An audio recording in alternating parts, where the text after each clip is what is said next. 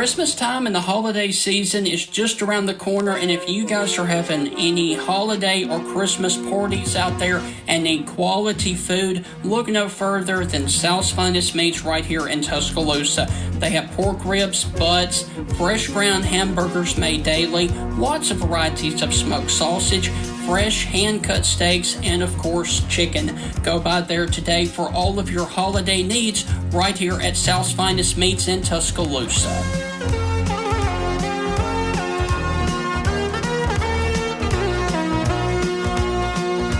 Time for the Stingray Show, and on this edition, we are going to be joined by Roman Harper, the former Alabama and New Orleans Saints football player, to get his take on the Crimson Tide and, of course, the New Orleans Saints so far this season. Plus, we will pick his brain about other coaching news out there. So we've got a lot to cover on that note. And also, we are going to be giving you guys our underachievers for the football season. That's all ahead on this edition of the Stingray Show. Hey, let's get things rocking and rolling.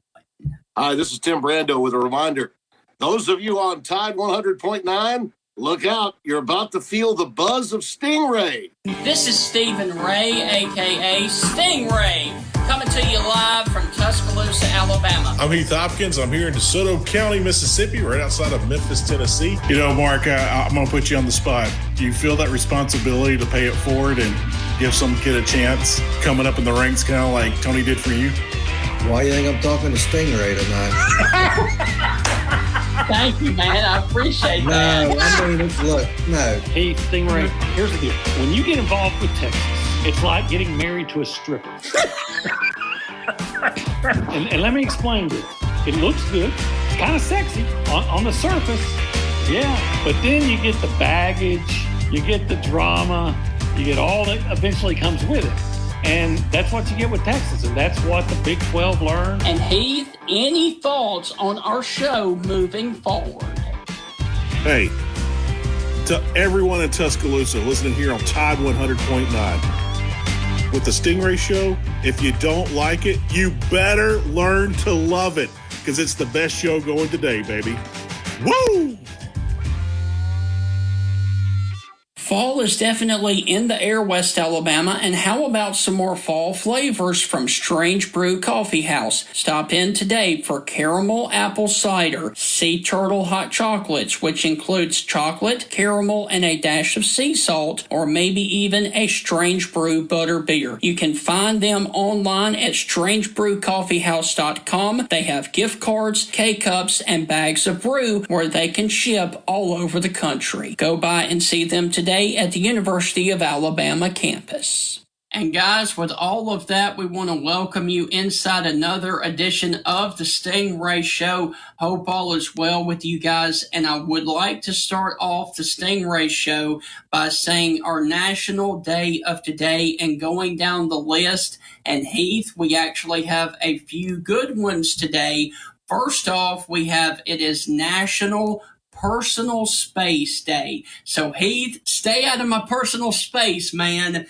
We also have National Mississippi Day. So November the 30th is National Mississippi Day. It is also National Mason Jar Day, as well as National Mousse Day. And what I mean by that is like chocolate mousse, vanilla mousse. I hope that I'm saying that correctly. It's spelled M-O-U-S-S-E, but I've always heard it pronounced mousse. So you're going to watch Moose Muhammad highlights from Texas A&M?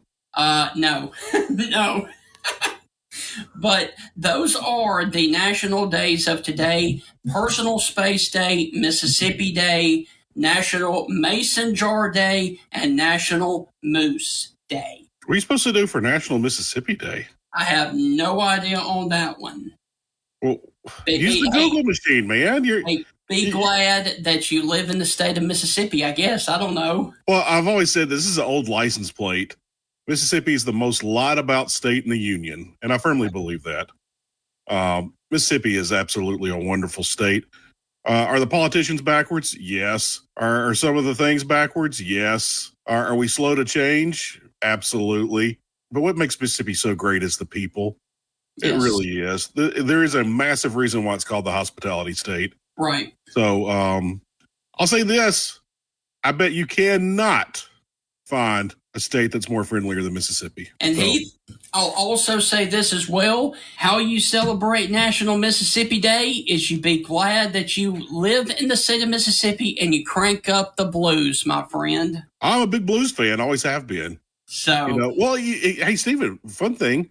Mississippi's the birthplace of American music. Yes. You can talk about Jimmy Buffett. You can talk about Leonard Skinner. Elvis.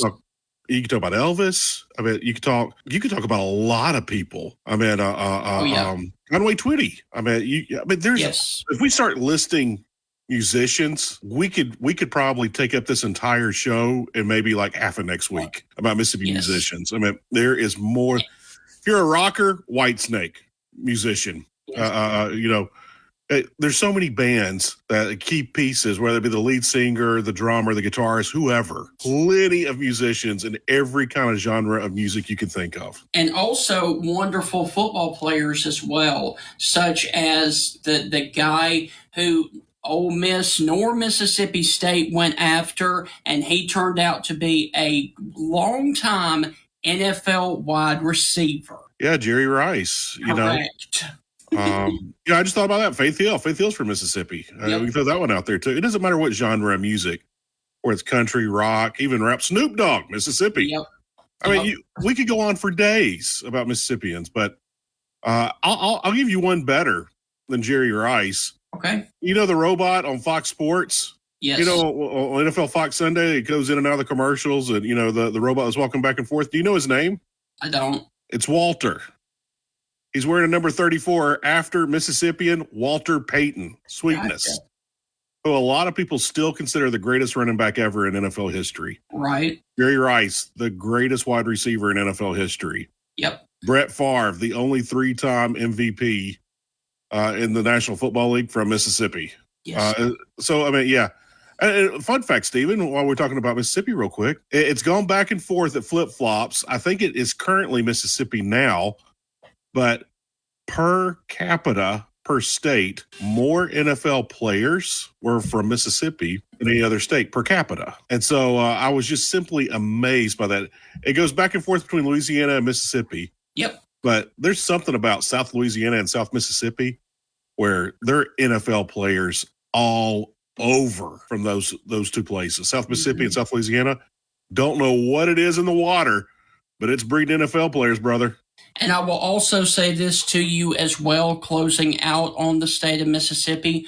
Elvis gets known for Memphis and Graceland, but he was born in Tupelo, Mississippi. Yeah, absolutely. Yep. You go by the hardware store in Tupelo, where he bought his very first guitar. It's still there.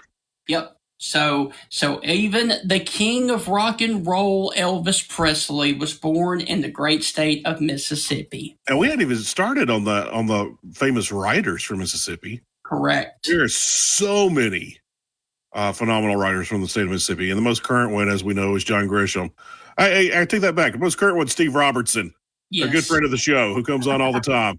And Steve just dropped a book this past week. He did. So I expect that to be on the Mississippi bestsellers list this week. I expect it to be number 1. I do. Right. So that is going to wrap up the discussion of National Day of today. And before we go to break, Heath, I do want to mention that the SEC versus ACC Challenge wrapped up last night, and there was a huge win up at Bud Walton Arena by the Arkansas Razorbacks. They knocked off Duke at home, and Auburn also won last night against Virginia Tech. However, neither conference got the upper hand because they evened out at 7-7.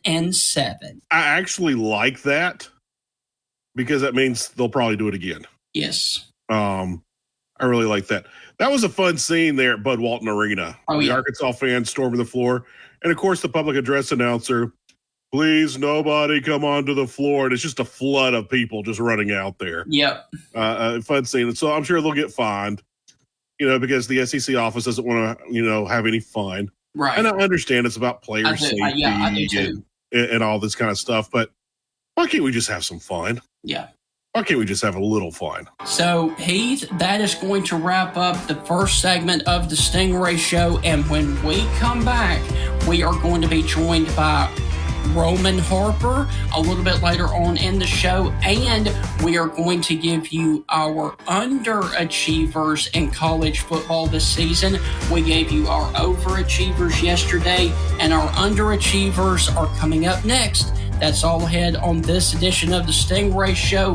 Heath, we will be right back. Are you guys looking for a secondary loan, a small business lending, or a consumer loan? Then let me tell you about the Bank of Moundville, established way back in 1907. The Bank of Moundville, located in downtown Moundville, Alabama, is a full-service bank with lending as a premium right now. You can contact the Bank of Moundville, 205-371-2227. Once again, that is 205-371-2227. They are a member of the FDIC and an equal housing lender. Do you guys have a lake or pond that you own but you don't know your fish population? Then you need to contact Honey Hole Fisheries right here in Tuscaloosa County, because they offer fish population analysis to give you a detailed look at how many fish you have in your pond or lake. They can also help you build the pond or lake of your dreams. Contact Honey Hole Fisheries and Jeff Bagwell at 205-799-0192 and let Honey Hole Fisheries design or create the lake of your dreams. The fall semester at the University of Alabama is upon us, and if you need college housing, let me tell you about Celeste Hagler and First Class Real Estate South Home Group right here in Tuscaloosa. Now, Celeste is an owner and a broker of First Class Real Estate South Home Group. She and her team can help you guys look for college housing for this semester and beyond. You can contact Celeste Hagler at 205-861-5698. Once again, that is 205-861-5698. Contact Celeste Hagler today and let her find the college home of your dreams right here in Tuscaloosa. Find Tide on Twitter at Tide109 to keep up with show announcements, guests, and our reporters in the field.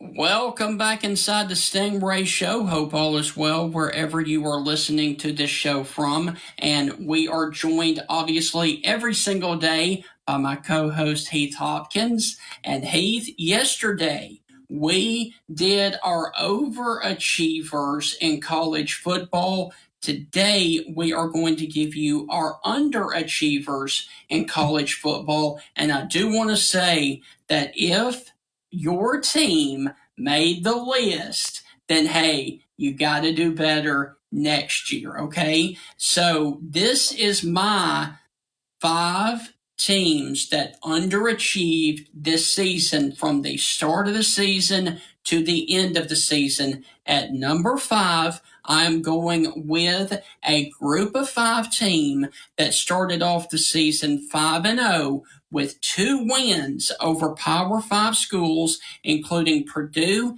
and Arizona State, to lose their last 3 games, including 2 bad losses to New Mexico State, who finished 4-8, and to San Diego State, who finished 4-8. To finish this season at 8-4, at number 5, I'm going with the Fresno State Bulldogs. Number 4, underachiever, I'm going with a team that started off 8-0 and got up to number 19th in the country, only to drop 4 in a row to finish 8-4. I'm going with the Air Force Falcons as the number 4 most underachieving team this season. At number 3, I'm going with a team that started off at 4-0 with huge wins over Wisconsin and against Oregon State to drop 8 in a row to finish 5-7 with a bad loss to 3-9 Stanford. I'm going with Washington State. The Cougars finished the season at 5-7. At number 2, Heath, and I do believe you have this team on yours as well. They were picked by many in the media to win the ACC and for Drake May to win the Heisman. And for them to finish 8-4 with a horrible loss to a 3-9 Virginia team. Oh, and their defense gave up an average of 405 yards per game. By comparison, Mississippi State's defense only gave up 350 yards a game. I'm talking about the North Carolina Tar Heels at number 2, and Heath to round out the underachievers for me. After all of the preseason hype about Coach Prime going to Boulder and after beating TCU and Nebraska, you would have thought this team would have made a bowl game as they started off 3-0 to go 1-8 the rest of the way with an embarrassing loss to Arizona State that finished 3-9. I'm going with the Colorado Buffaloes, who finished with a record of 4-8 on this season. So, once again, the underachievers, Fresno State, Air Force, Washington State, North Carolina, and Colorado. I would disagree with Air Force only because if you looked at their schedule at the beginning of the season, I think a lot of people are like, oh, they're a 7-win team, maybe an 8-win team. And that's exactly what they were. They were 8-4. Yep. They just started off red, smoking hot, undefeated. Yes. And then they just bottomed out in November. The airmen got grounded, right? Bad joke, play on words there. But, yeah, that's a solid list, Stephen. This is what I did with my list. I went back and looked at the preseason top 25 list. Gotcha. And I looked at all those teams that were ranked because I think preseason top 25 lists are absolutely ridiculous. Yeah. I think they're stupid. I don't even use that word in my house. I think they're stupid, just flat out stupid. I don't even like that word. I said it 3 times. But I look at that preseason list, think how ridiculous it is. And there's a reason why the power players in college football, the College Football Playoff Committee, they don't do rankings until October. Yes. For a reason. Yep. And this is the reason why.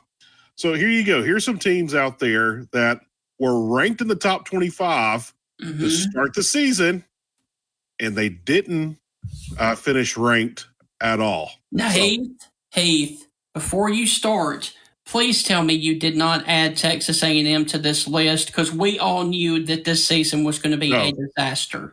No, A&M is not on my list, but I do have another team from Texas in there. Gotcha. All right, Wisconsin, ranked in the top 20. They were flirting with the top 15. They finished at 7-5. I want to say they were not ranked in early September, and they never came back. They never got back in the rankings. And so Wisconsin got all this love and all this hype, and they were just mediocre. They were just an average team. He says it was all about that coaching hire of going from Cincinnati to Wisconsin. That's the only thing that had to do with the preseason hype. Yeah.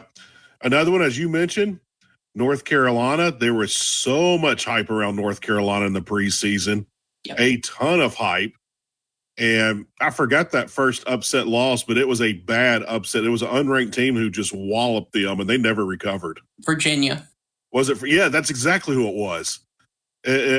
Virginia not having a good season. If Virginia kind of took themselves off the mat and kind of made a respectable season for themselves for Virginia terms. But, yeah, another team that was ranked in the top 25. And Stephen, they finished 6-6.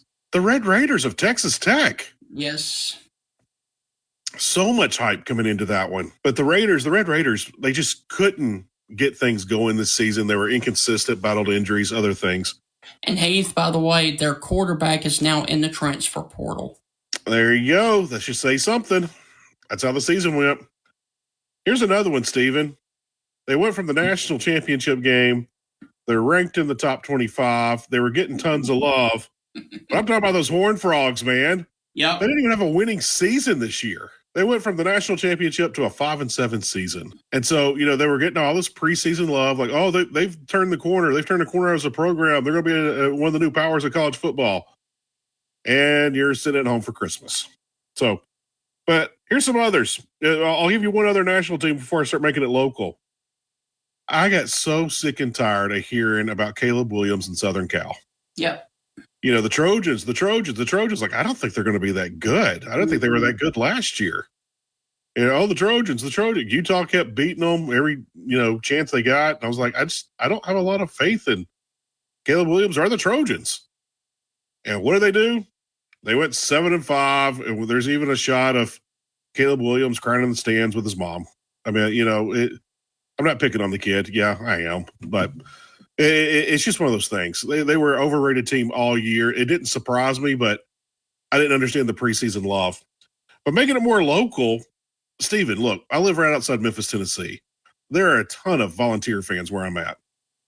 A ton. And they all thought that 10 wins was going to be the bottom this year.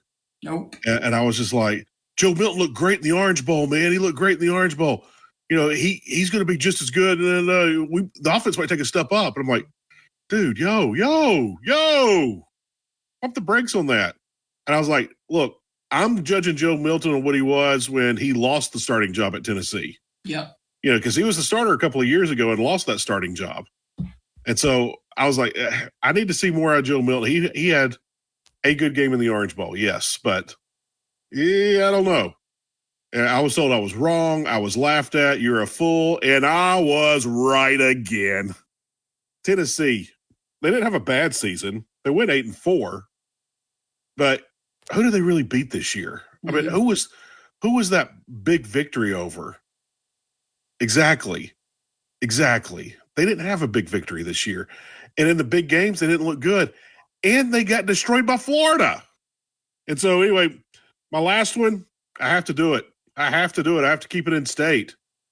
My most disappointing team this year was Mississippi State. They won 9 games last year. They had 20 of 22 or 19 of 22 starters coming back. And that's what they gave us. And I want to say they averaged 9.7 points a game this year. 9.7? That's bad, Steven. That's horrifically bad. So, guys, we are going to get off of the downtrodden right now because we've been talking about depressing things and underachievers. And when we come back, we are going to be joined by Roman Harper, the former Crimson Tide graduate and the former Saints Super Bowl champion. That's on the other side of the break. You are listening to the Stingray Show. Guys, we will be back right after the break with Roman Harper. Pyro's Pizza is celebrating 10 years this October. Over the last decade, they have grown to 9 locations serving guests all over the South. But one thing hasn't changed, and that is their commitment to serving specialty and customizable pizzas, salads, and frittatas in a fun and modern atmosphere. Join them for Kids Eat Free Mondays, $3 Wine Wednesdays, or All Day Thursday for beer $2.50. Order through the Pyro's Pizza app and use the promo code Stingray, one word, for a free entree pizza. Hey, Tuscaloosa, thank you for choosing Pyro's Pizza. Since 1970, Jack Mac Tire has served customers throughout Tuscaloosa, Northport, and surrounding areas. Their car service ranges from maintenance such as oil changes to repairs of brakes, shocks, car batteries, and wheel alignment. They are open Monday through Friday, 7:30 a.m. to 4:30 p.m. right here in Tuscaloosa. Go by and check them out today at 2107 9th Street in downtown Tuscaloosa. Fall is definitely in the air, West Alabama, and how about some more fall flavors from Strange Brew Coffee House? Stop in today for caramel apple cider, sea turtle hot chocolates, which includes chocolate, caramel, and a dash of sea salt, or maybe even a Strange Brew butter beer. You can find them online at strangebrewcoffeehouse.com. They have gift cards, K-cups, and bags of brew where they can ship all over the country. Go by and see them today at the University of Alabama campus. Alabama Crimson Tide lives right here. Down to the pylon. Touchdown, Alabama. On Tide 100.9.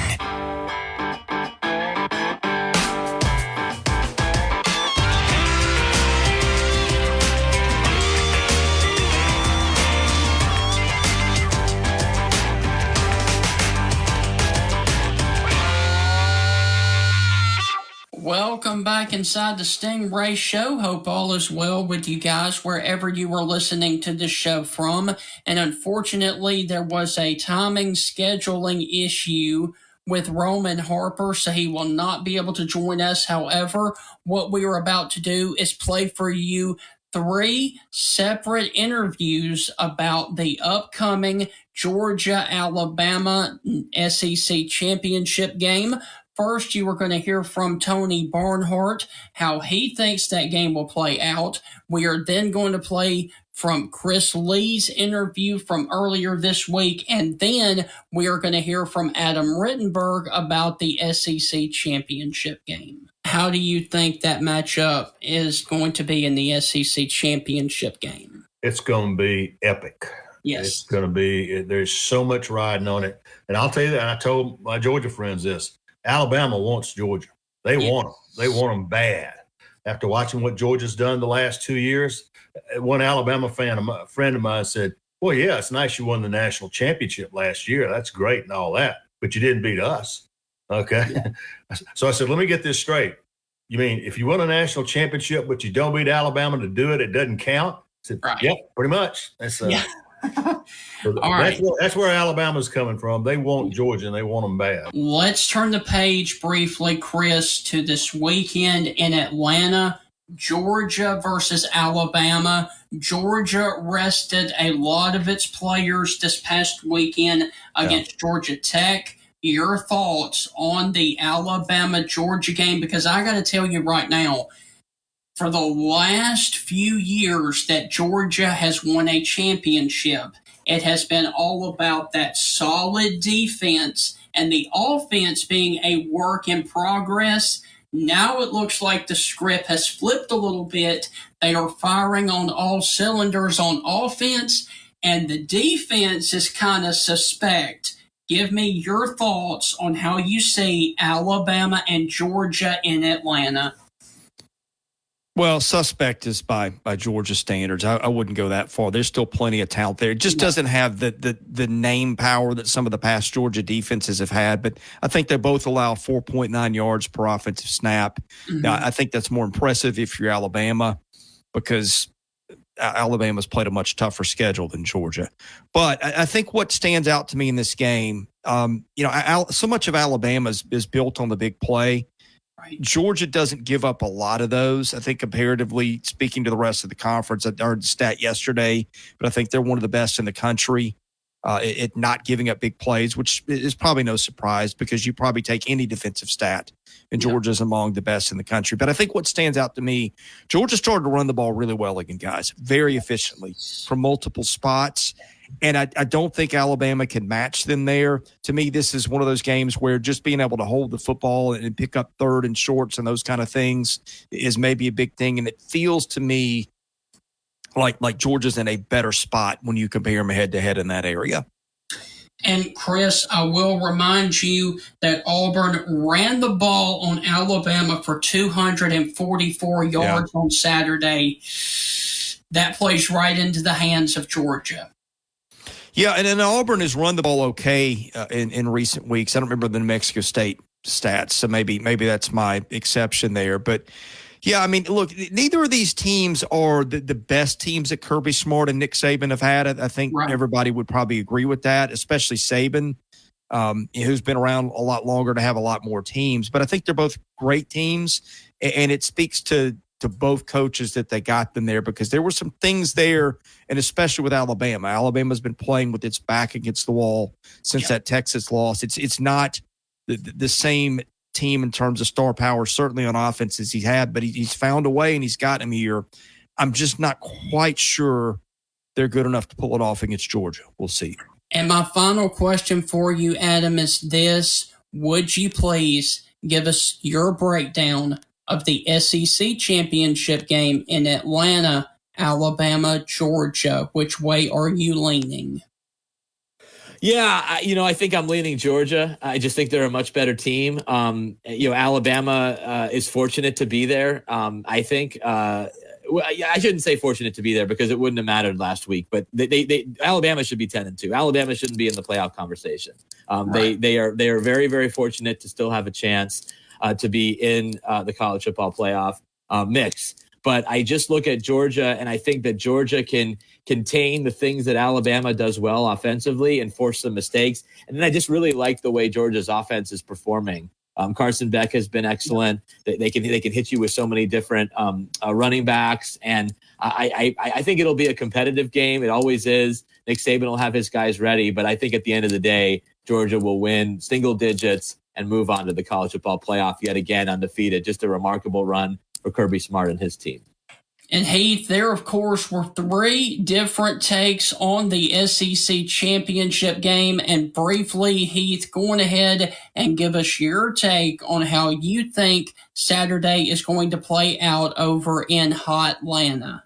I think you just said it in the word. Whatever team is hot, whoever's got the MO, I think they're going to win this game big. I just don't know which team that's going to be. Georgia has looked great, especially recently. Alabama has looked awesome until the Iron Bowl. But, they pulled that game out. Here's the thing about the Iron Bowl, Stephen. When you win a game like that, the next game, you're either way over the top or you're just not hitting at all. But I got to feel like Alabama thinks like it's predestined that this is their year. With that kind of win and the way they did it, I'd like to see Bama come out hot. If both teams come out hot, this is going to be the college football game of the year. I think it's going to be an excellent game, but I think one team just stays white piping hot. Yes. And it just blows the other one out. I just don't know who it is, Stephen. But if I had to guess, I'm leaning toward Alabama. Heath, I honestly feel like with the way that Auburn was able to run the ball on Alabama and Georgia, has issues this year somewhat on defense, I could ultimately see this being a high-scoring football game. I think because it's going to be 2 dynamic offenses because Georgia is clicking on all cylinders with all of their stars healthy now, including Brock Bowers. Yeah, I like the only reason I like Bama is because I think Bama can control the clock a little bit better. They got a running quarterback. They got the power running game. They can do things. Right. Georgia, on the other hand, and you're right, all their stars are healthy and they're clicking.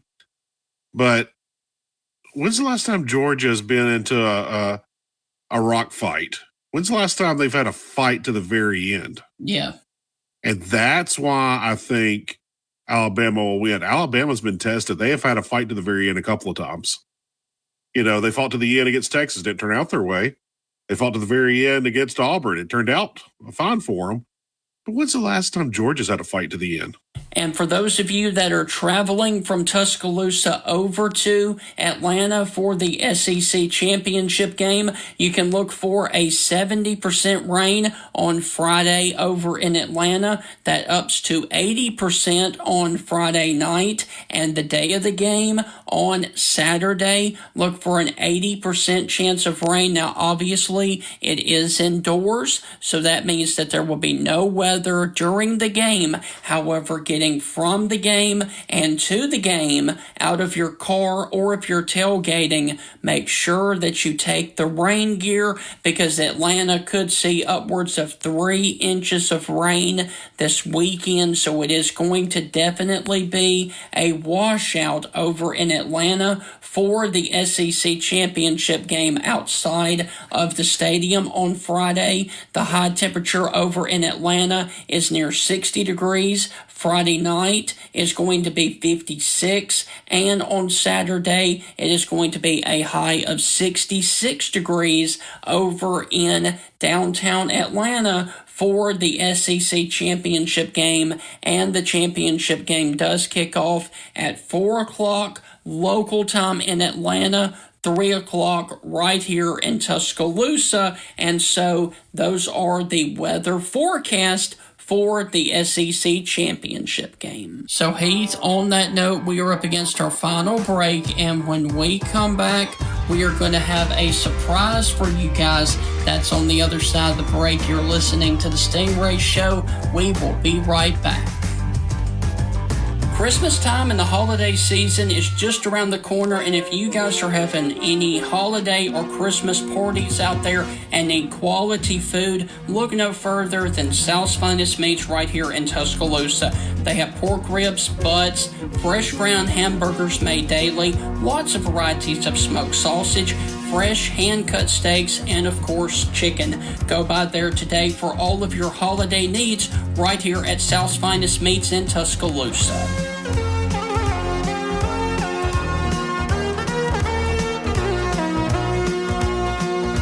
Since 1970, Jack Mack Tire has served customers throughout Tuscaloosa, Northport, and surrounding areas. Their car service ranges from maintenance such as oil changes to repairs of brakes, shocks, car batteries, and wheel alignment. They are open Monday through Friday, 7:30 a.m. to 4:30 p.m. right here in Tuscaloosa. Go by and check them out today at 2107 9th Street in downtown Tuscaloosa.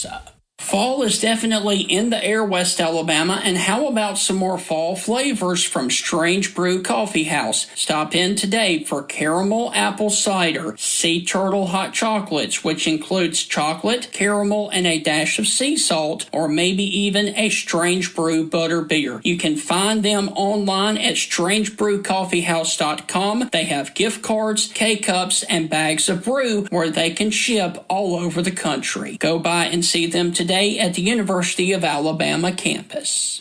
On the next Inside the Locker Room with Coach Wimp Sanderson and Barry Sanderson.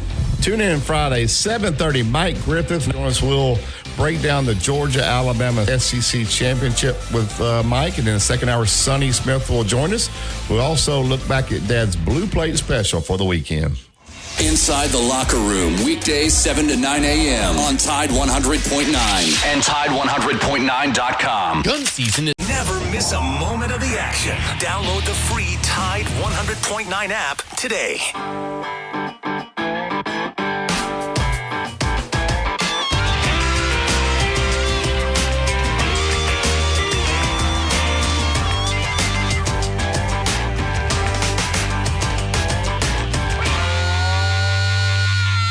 Welcome back inside the final segment of the Stingray Show right here on the radio in Heath.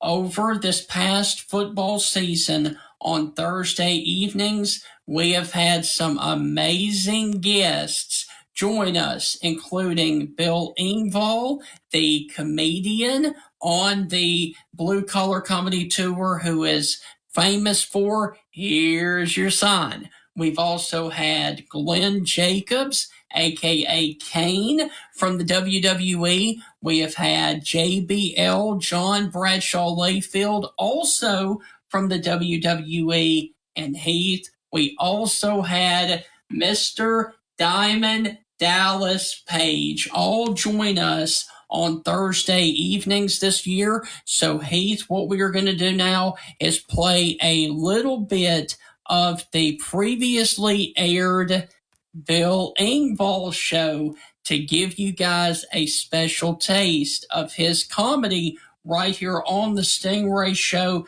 And guys, we will send you out with that. Bill, I got a fun question for you. Okay.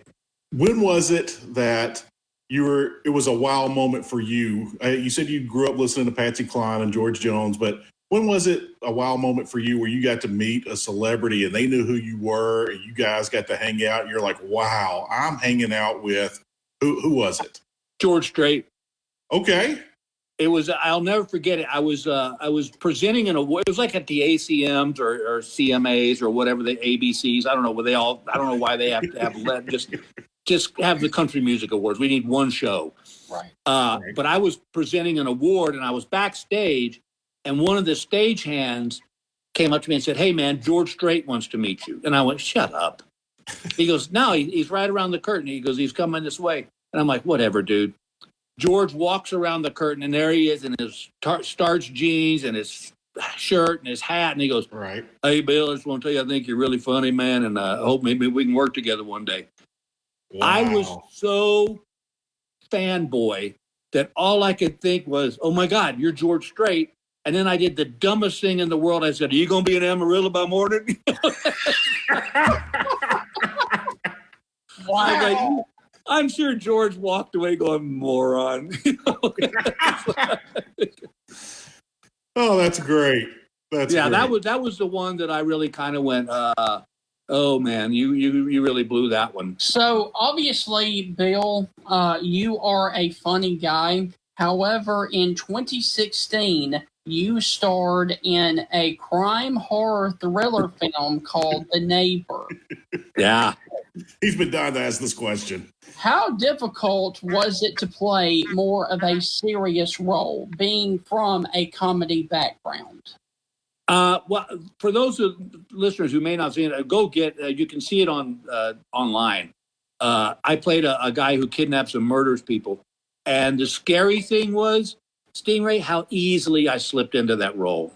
And I, as a matter of fact, there was I'll tell you a quick story. There was a scene where we had the female lead tied to a chair. It was me and my 3 sons, and one of the lines that one of the actors delivered, he said, "Daddy, don't forget you said I get this one."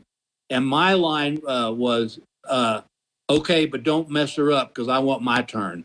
And then I put my hand on the girl's leg and I slid it up her leg and I whispered in her ear, I said, "I bet you'd like that, wouldn't you, Princess?" And I used to call my wife Princess, but after she saw the movie, she said, "Don't you ever call me Princess again." But it was really fun. It was really fun. What was amazing to me, though, was I got some pushback from fans. They go, "Why would you do this? Why would you be that guy?" And I would write back and go, "It's not a life choice. It's just an acting role. All right. It's not. I'm still Bill." But I've always, Heath, I've always loved to do that too. I always like to push my fans a little bit. Because I don't want to be just the one joke pony, Right. It was a lot of fun. I hope with all my heart that there's some other. I did some indie films where I played a bad guy. Played one guy who was an abusive father, and it was really it's fun because it's also fun for me because it breaks the monotony of just joke. You're the funny guy. In fact, it was funny when Marcus Dunstan, the director of the movie, called me about the role in The Neighbor. He's going through this. Now, this is a guy who wrote Saw 3, all right? And he's telling me about this character, and I go, "Okay, dude, wait a minute." I go, "You know that I'm like the goofy dad that, doesn't understand why the iron's still hot after you unplug it, He goes, "Yep." He goes, "That's the guy I want. When you walk on screen, I want people to go, 'Oh, thank God, here's some humor.' And then you surprise them by kidnapping a kid and shooting him." It's like, so it was really fun. We were shot in Jackson, Mississippi. Oh, and wow. we were staying in this one of these business hotels, that the traveling salesman guys. And we shot all our scenes at night. Which is funny because I asked Marcus one night, I said, there's not a scene where we murder somebody in the day? Yeah, because we were leaving 11 o'clock at night and coming back at 7 in the morning. Oh, wow. And so we'd come dragging in at 7 in the morning, with fake blood on our face and mud in our hair and stuff. And all these poor business guys were like, "What the hell is happening here? What is going on?"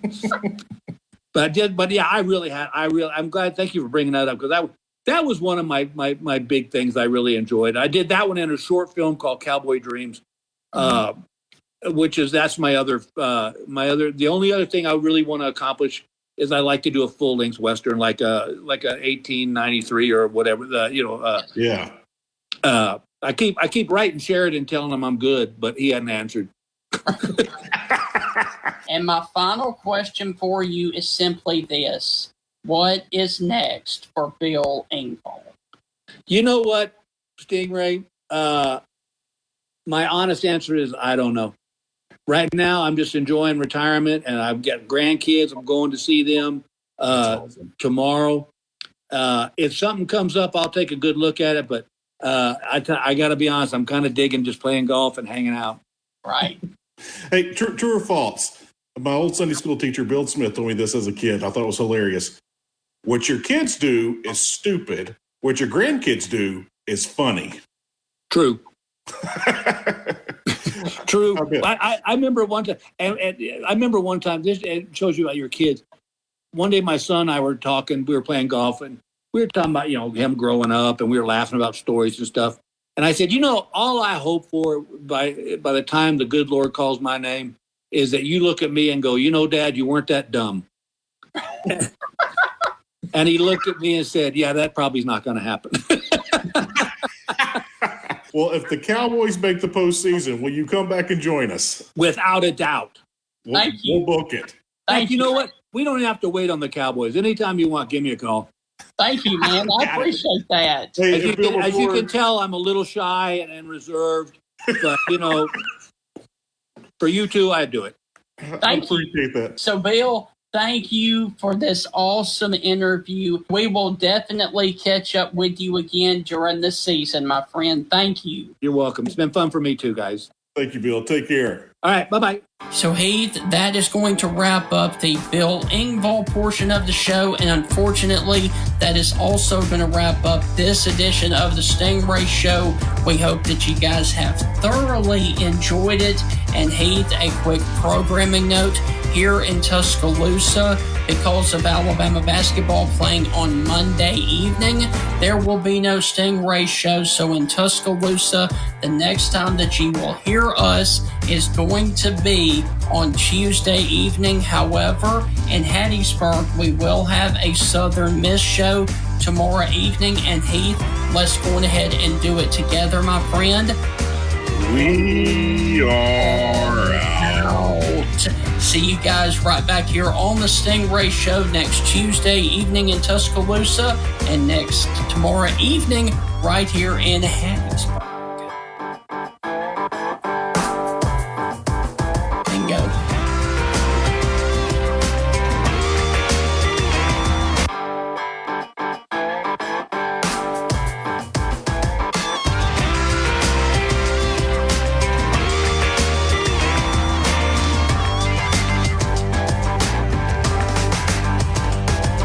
Christmas time